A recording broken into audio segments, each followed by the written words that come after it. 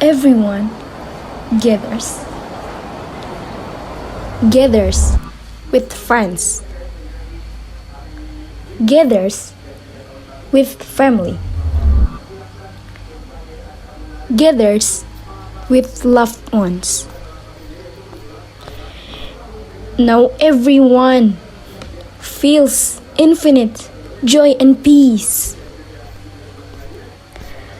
Did I make the wrong decision not to return home at this time?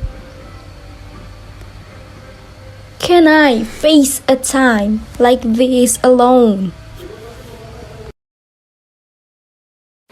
Now I've met a friend to celebrate Christmas together. It's not about how far from home, but Christmas becomes a place to bring some people together to feel its joy.